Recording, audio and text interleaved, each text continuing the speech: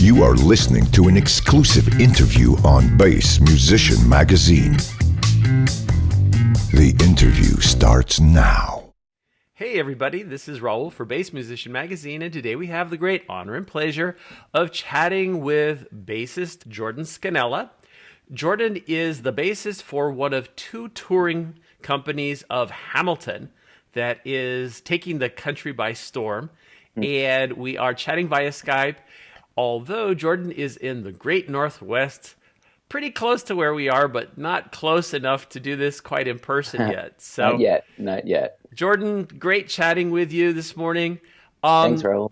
Everybody always kind of likes to know a little bit about you, and this is a great place to talk about it. How did you get your start in music and in bass? I got my start as a pianist when I was a wee lad, 8 years old or so. I studied Suzuki, and I went on to do a little jazz piano in junior high school. Also, junior high school was where I discovered bass. I had moved 7th grade, and I went to the school jazz band concert for the first time, and I remember the moment very well.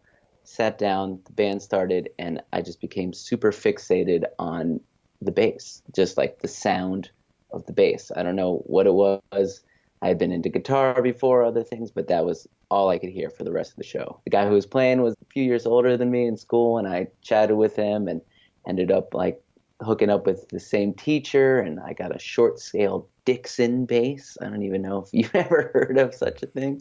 My arms were actually not long enough to reach the first fret on a full-size bass. So yeah, I think from that point it was a good transition. I was kind of, the piano thing was becoming a little bit too intense. I had a pretty strict teacher who wanted me to practice 2-5-1s and Jamie Aebersold stuff, and it was a little bit much for me at the time. But the bass was a nice little transition. I could pick it up, make music on it pretty quickly, and I don't know, it felt more at home. I kept playing through high school. I had a jazz trio. I never really had a rock band. I had a jazz trio, which was kind of a strange pursuit. But we were like gigging as high school students. So a couple friends of mine going around in my mother's purple Voyager minivan and playing $100 gigs in high school, which is not too much different than what I was doing a year ago. So yeah, It's pretty wild. It's a pretty wild adventure to where I've gotten to now. And after that, if I'm not mistaken, you pursued further studies at Berklee? Yes, I did. I got a small little scholarship to attend Berklee. I think I just relived this. I played the Hurricane Camille off the first Bela Fleck and the Flecktones record, which is like this unison kind of bebop-y tune. That was my audition piece. I only say that because I listened to it the other day for the first time in probably 20 years. Yeah, when I went to Berklee, started Berklee in January 99. Gosh, old. Yeah, that was amazing. I mean, it was an amazing time. I think Berklee was very important for my particular growth at the time, because I think like a lot of kids coming out, you were like the baddest cat at your high school and you thought you made it, and then next thing you know, you're just thrown in together with like all the baddest cats from every high school from around the world, and it's a humbling experience. So I spent a lot of time in the practice room for that first year, I think, really getting my act together. But many of my closest musical compatriots, colleagues, friends I made at Berklee, and still to this day, we are in touch, we work together, we help each other out. So beyond it just being an amazing university, college, school, it's the networking possibilities of it were really the most amazing thing that, for me, that came out of it, because those are the gifts that keep giving every day. And it is something that I've heard frequently from many Berklee grads, is that they will connect with other musicians while they were at the school and either pursue projects right after, or even down the road, that they know who they can kind of, count on, and it's a good chance to get used to kind of the personality indicator. And in music, because there's a collaboration between musicians, just kind of knowing the demeanor and the personality of other people is a significant thing, where Absolutely. If you're thinking about a project and you go, gee, I really want a sax player, and you go, I know the guy I want to talk to because I know that he can do what I need him to do. It's great that way, because we continue to hear lifelong relationships stemming from that educational basis. That is superb. Absolutely. Now, you are usually located in New York. Correct. Yep. From what I can tell, and I'm kind of going to go a little before Hamilton, you've pretty much been doing what a lot of musicians in New York do, and that is you've been doing the hustle, where you've got a lot of things going on. You're playing, you're producing, you're emceeing. Yeah, that's right. All of those things. I got to New York 2007, and again, connecting with friends from school who had already been there and kind of making myself known and starting to play. And I always felt like I was never ready to move to New York because New York ever had this, high place in my mind, and it was always daunting, and I never thought I could do it. But it was just kind of leapt in there, and it's been an amazing experience. I mean, there's just obviously probably the greatest concentration of amazing musicians, arguably, of any city in the world, and every genre, every style, every niche thing you could find. And it's really fun to dip your feet in all these different worlds, everything from, these Brooklyn indie music scene, which I have a band called People's Champs that we're kind of doing kind of different like indie influenced dance music. I don't know, we're terrible with the genre names and descriptions, but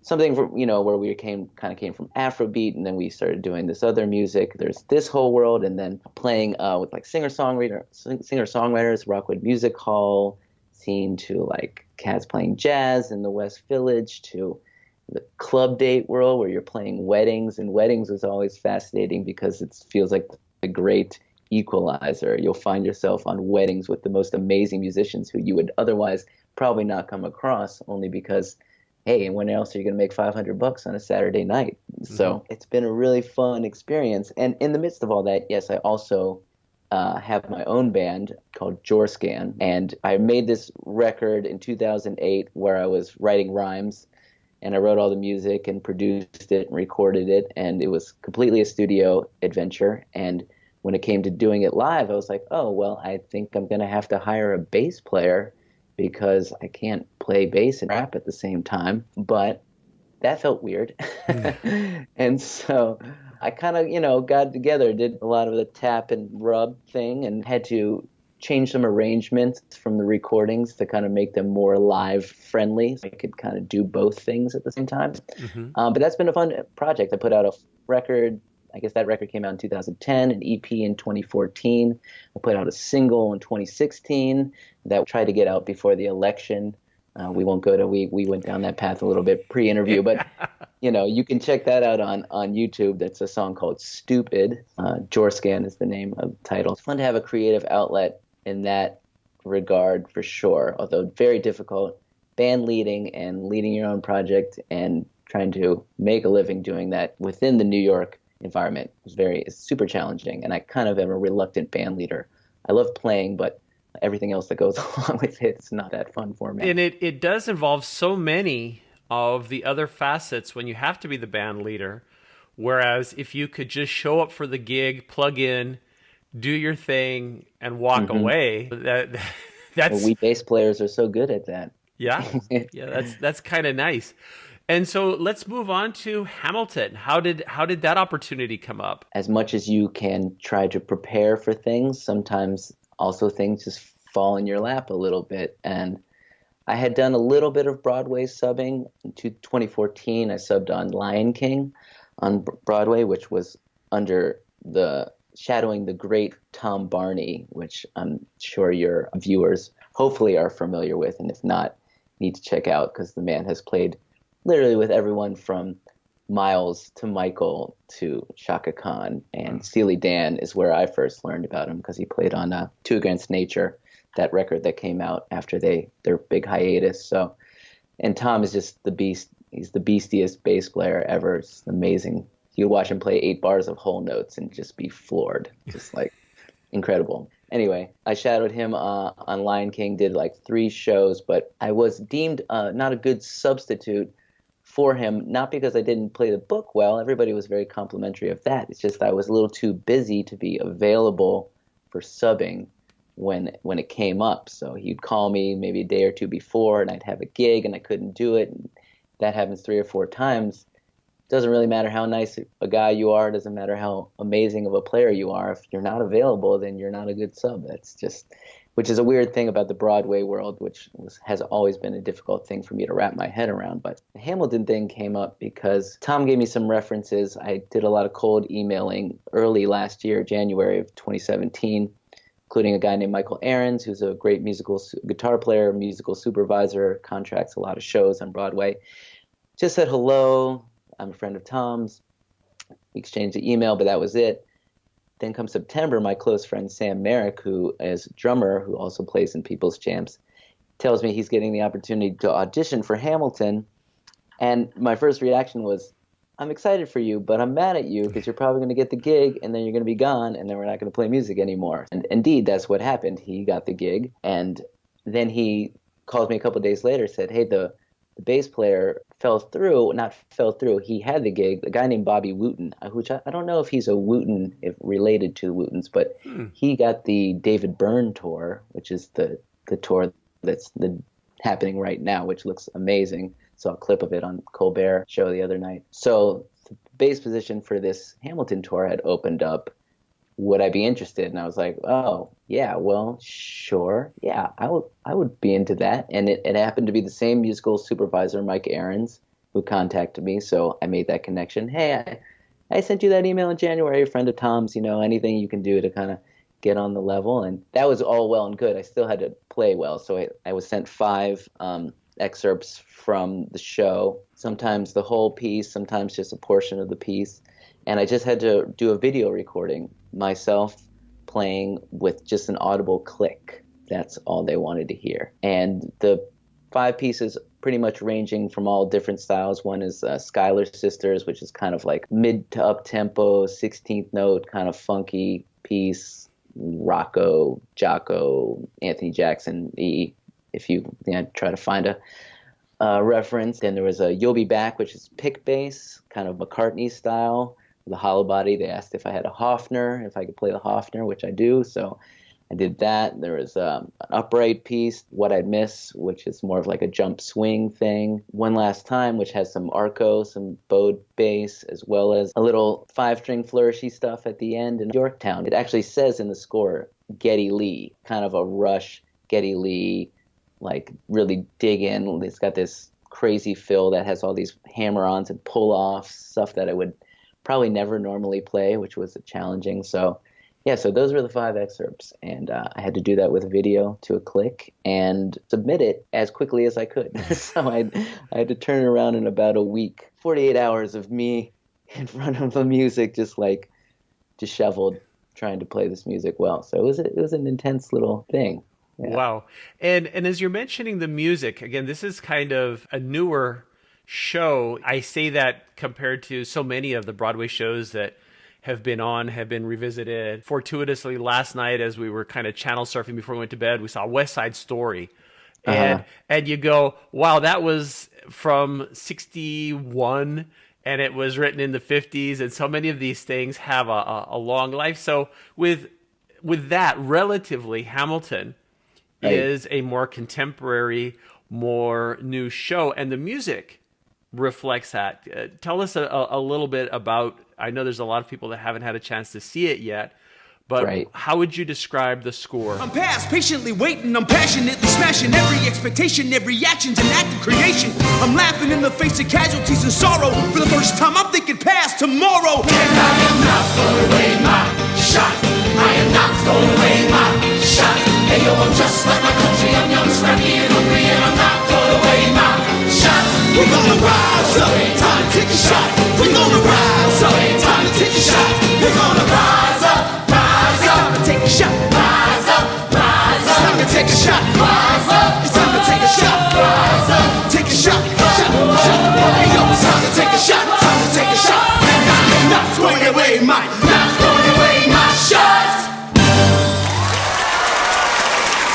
Lin-Manuel Miranda, who's the writer and the lyricist and wrote the music, along with Alex Lacamoire, who's the orchestrator, and they worked together on Lynn's previous musical as well. They're really bringing something fresh. It's described as a hip-hop musical a lot, or a hip-opera, in the sense that the music kind of never stops. I mean, and where a lot of shows will have some dialogue in between, we pretty much never stop playing. I think there's literally 2 points in the show where I rest for more than a minute. That's about it. Lion King, I think, had 32 songs. Hamilton has 50. So it's pretty nonstop. The genre, yeah, there's a lot of kind of hip-hop, a lot of swinging 16th notes, hip-hop feels, some feels that are like kind of reminiscent of Destiny's Child, like kind of late 90s, early 2000s, where like these really sharp staccato 16th subdivision, 32nd note subdivisions. But then Alex Lacamoire, who is just an incredible orchestrator and musician and bass player, so I've heard, although I've never heard him actually play the bass, he's just steeped in a lot of stuff. I mentioned Geddy Lee earlier, Paul McCartney, I mean, these names are actually written in the score.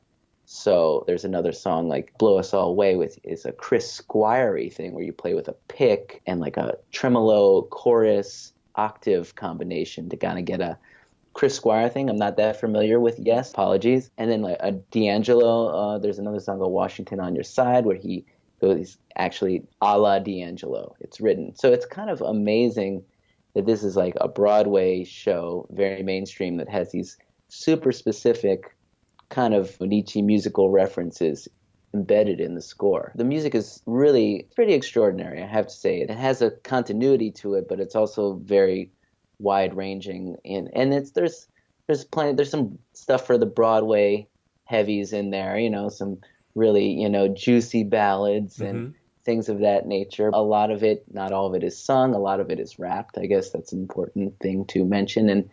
And again, like I said, because there's no real dialogue, a lot of the dialogue in the story unravels during the duration of the music. So sometimes we're playing underscore while they're kind of rapping back and forth. There's 2 points where there's a cabinet battles where there's Hamilton and Thomas Jefferson arguing over like the fate of the national debt or whether we should engage in the war with France, and they're done in like a freestyle battle kind of format where we're playing like this really kind of ostinato-y hip-hop pattern, and they're trading blows on a microphone. It's hilarious and amazing and somehow works really well. One of my perceptions is that we Americans tend to not know a lot about our history. And I think compared to maybe other countries and places, I know that a lot of times, there was a bit on Leno where he would ask people even current event things and people didn't know about it. So this is kind of a very creative way to bring some history alive, I think, for a younger generation. And if nothing else, creates some excitement and some interest and go, hey, I want to find out more about that, because we've got so much information. I think people tend to maybe be able to grasp the most recent thing. And even with some of the younger people, if you talk about the Vietnam era, they're kind of like, I don't know what that's about. I don't know what the fuss is all about. Right, sure. So to go back 200 plus years to this and bring it to life is quite extraordinary. It really is. But not just young kids, for me too. Thinking about the show itself, I know many times the musicians that are absconded into the depths of the pit don't actually get to see much of the show. I don't know if you had a chance to see it, but can you tell us just kind of sum up, what is the show about? The show is basically a expedited history of the life of Alexander Hamilton from his early upbringings very quickly in the West Indies to coming to New York as a young man, basically being aide-de-camp to George Washington in the Revolutionary War, and then on to his role as Secretary of the Treasury, the first administration of the United States, and basically his love affair with his wife, Eliza Schuyler, and her sister, and some other women, and his ongoing feuds with Aaron Burr and Thomas Jefferson. I've been reading the biography, the Ron Chernow book that Lin-Manuel Miranda read, which was the catalyst that brought about this musical, which is really interesting because reading the book, by no means do you read this biography and be like, oh, hey, this would be a good musical. You could just pull this out of here. It's like No, I mean, it's incredible amount of creativity went to taking that story and that amount of information and kind of putting it to a tightly, nicely packed 3-hour musical experience. The story it is an amazing story. His story is amazing. And like you said, it really shows the birthplace of our nation in a time when I really feel like it's really important to have a clear understanding of that too. I think there's a lot that is very contemporary about it at the same time, and gives you a little bit more perspective, understanding, and pride maybe in what this country is and what it was built on. And it's funny, and it's sad, and it grooves. It's kind of, it's an amazing package. And I've heard from so many people that it appeals to all ages. You know, young people can take away a lot out of it. Older people, again, as you mentioned, your seasoned Broadway people that kind of might have one expectation from a show. Right. Everybody can really enjoy this. That's why it's such a hot ticket. It's been widely popular, and there's 2 touring groups going on simultaneously in the U.S. So there's just a huge demand for this. It's the barrage of Hamilton. Yeah, there's a New York company, which is obviously the original one, and Richard Hammond, who is definitely worth noting and mentioning because he's how we got in touch, and he is on the cast record. And I think along with Alex Lackmore, I think he deserves a lot of credit for bringing the bass book to life. And I think a lot of his direction and his approaches with how he phrases and plays the music, I think have become a super important part to the show and the whole experience from a bass chair and musical takeaways. But yeah, so there's the New York company, there's a London company, there's a Chicago company, and those are all sitting. And then, my tour is the Philip tour. We've been in Seattle this is our 6th week in Seattle. Wow. And we finished this Sunday here, and then we're headed to you in Portland. And the other company is the Angelica tour. They've been out a little bit longer than us. I think they're currently in Denver. And the bass player Aiden Moore, who we crossed paths a couple times in New York, but I don't know him super well, but we've been in touch a lot since, just kind of brothers of the Hamilton bass touring chair, sharing our foibles and fiascos and whatever. It's been fun to chat with someone who knows very well what I'm going through. I always like to talk a little bit about gear, because it sounds like with the nature of the book, there are specific requirements to get the sound that they're looking for. Whereas I know a lot of times when you're playing on your own, you're choosing from your arsenal of basses and gear how you want to get your sound, but they have specific requirements. So how are you getting the sound for Hamilton? First thing is that it's mainly, I would say 70, maybe 65% of the book is a 5-string bass, which I've played a bunch of 5-string in the past, but it definitely not bring a 5-string out for much of anything, to be honest, in New York. It's just, when I was doing church gigs, maybe I would bring it out a little bit more, but even on a wedding or a pop gig, I'm pretty much playing 4. So that's been a big thing, getting back to the 5, which has been really fun. Because I just love the B string. It's fun to play even notes that are in the range of a 4-string up on the neck on a B string, just to get that added girth. It's like, oh yeah, it's awesome. So I've been playing a Lakeland 5514. It's American made Lakeland. It's kind of got the big humbucker and the jazz pickup by neck. That's been awesome. The King, the George III songs, there's 3 of them in the show, and 2 of them suggested that you play a hollow body a la Paul McCartney with a pick. So I didn't bring the Hofner on the road just because I was a little worried about traveling with it. It's very dear to me. But I'm using a Lakeland Skyline hollow body bass, which is a super beautiful instrument. Really awesome. I think that was made in conjunction with Michael Tobias. It's got double cutaway, single F hole on it, and beautiful sounding bass. For upright, I brought my K. I have a 1942 K plywood bass. My old girlfriend, she's amazing. And actually, I had to get an extension put on it on the E string, a C extension, because it's kind of a funny anecdote. I'll try to tell it quickly, but I had been playing the book. I saw that there were some low Ds and some low E flats in the acoustic bass book, but I figured, I don't know, they never mentioned that I needed that, so maybe I maybe I'll just play those up an octave. There's not too many of them. And then it occurred to me, when I went to sit in the pit on Broadway with Richard, that I was like, do you think I need this? And he's like, that's probably an Alex Lacamoire question. So, yeah, I contacted Alex, and yeah, he's nice about it. He's like, yeah, I'd like to have those notes. So kind of in the 11th hour, the bass went to David Gage Bass Shop in New York, and I had this extension added. And then it was basically taken right from the shop, put in a David Gage flight case, and put on a truck and sent to Seattle. So I didn't even get to practice with the extension until I arrived here. Wow. Which kind of, it's actually been great. And I think it's opened up the sound of the bass a lot, which is nice. And it's really fun to bow some low Ds. And another song, The Room Where It Happens, which is kind of like a swingy, groovy thing that's all on upright. And there's some low E flats that, you have to like 8 up on the E and get an E flat. So that's a weird new experience. It's fretting a low E on an upright bass. So that was kind of wild. Yeah, that's the upright. There's a synth bass, actually. There's about 5 songs that I have to play in keyboard bass, which I have a little Arturia rig set in front of me that's actually being fed from the keyboard 2 chair, and she's controlling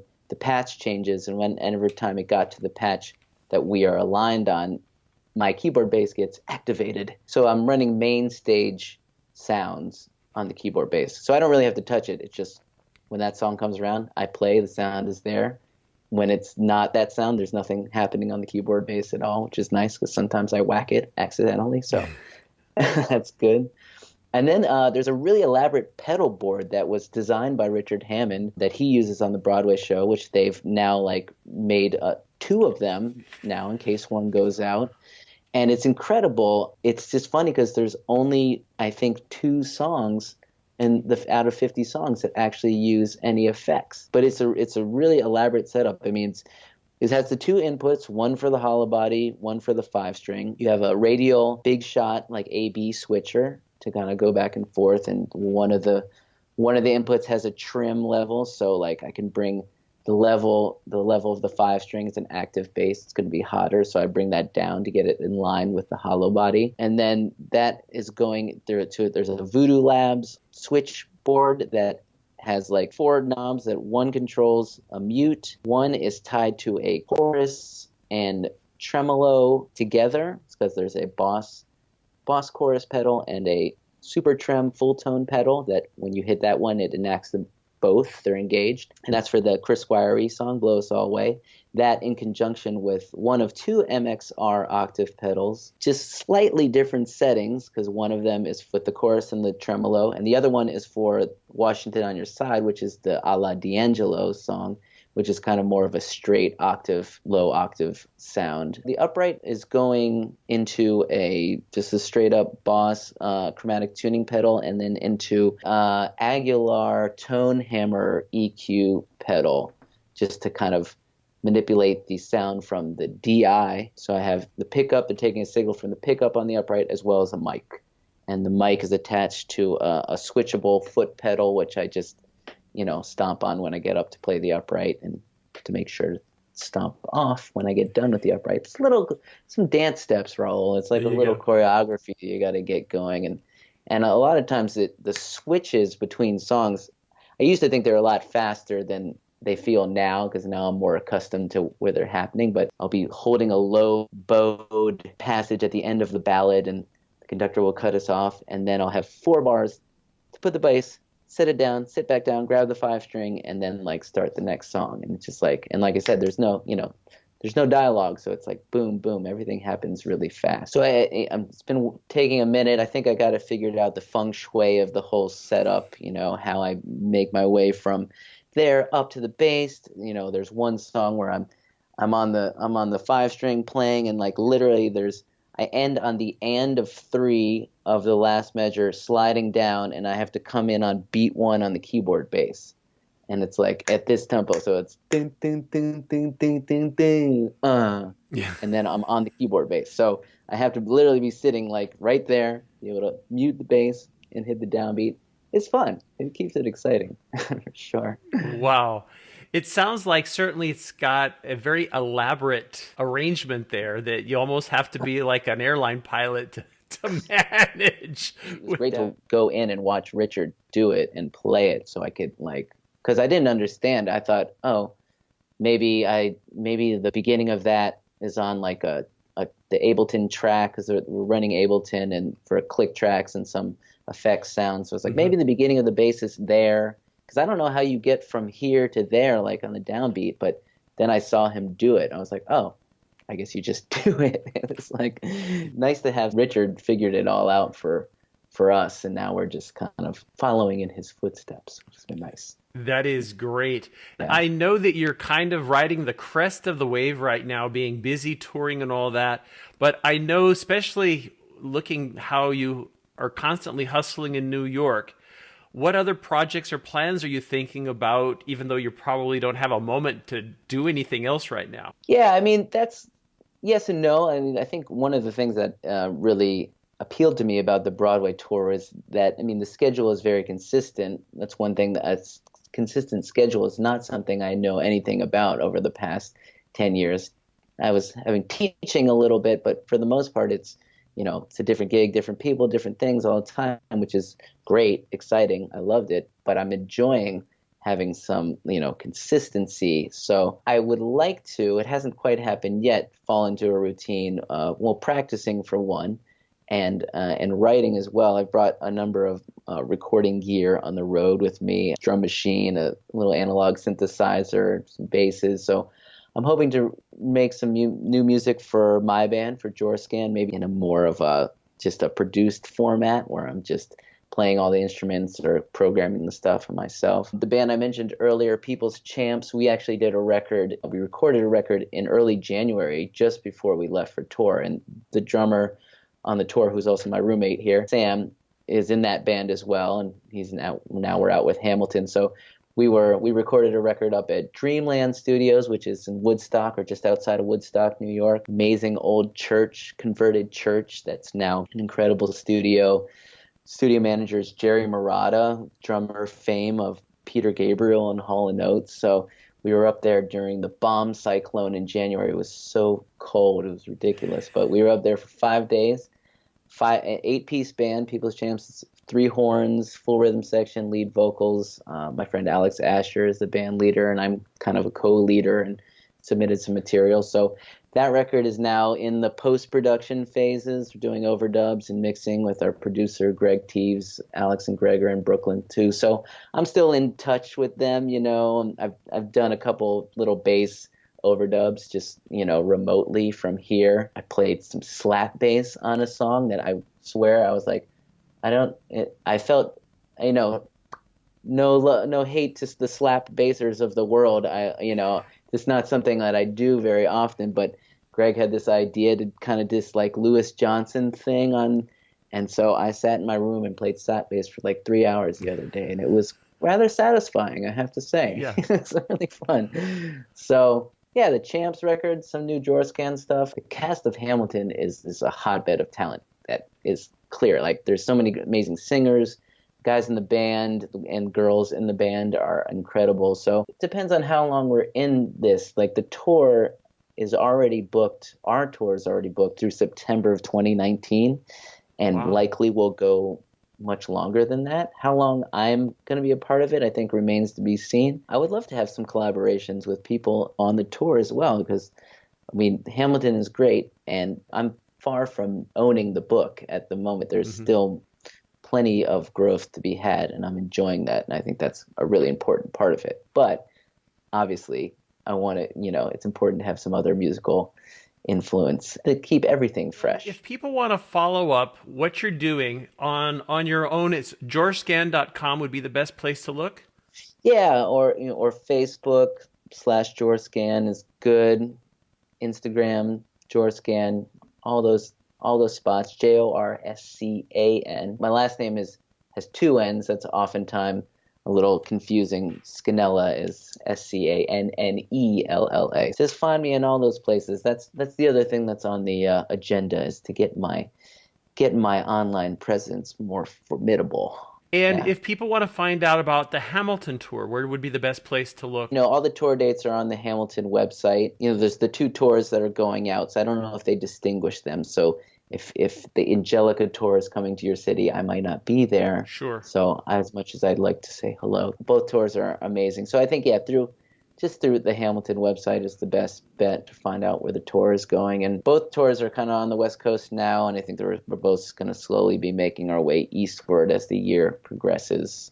And then I know we spend the next winter in the South, which I'm not too upset about. It's Florida, December, January. I mean, could be worse. I hear you. Yeah. Well, Jordan, thank you so much for taking time out of your busy schedule to chat with us and give us the lowdown both on your own projects and that in-depth look at Hamilton and what you're experiencing from the pit. It just sounds amazing.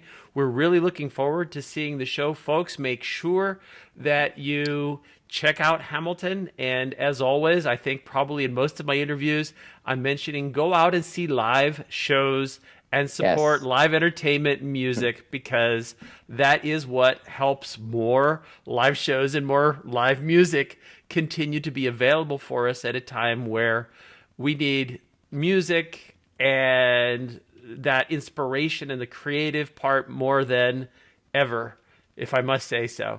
So absolutely. My pleasure, Raul. Thank you so much for having me. I appreciate it. Thank you. You've seen him here, Jordan Scannella, coming to you live on Bass Musician Magazine. Thanks for bassing out with us here on BassMusicianMagazine.com.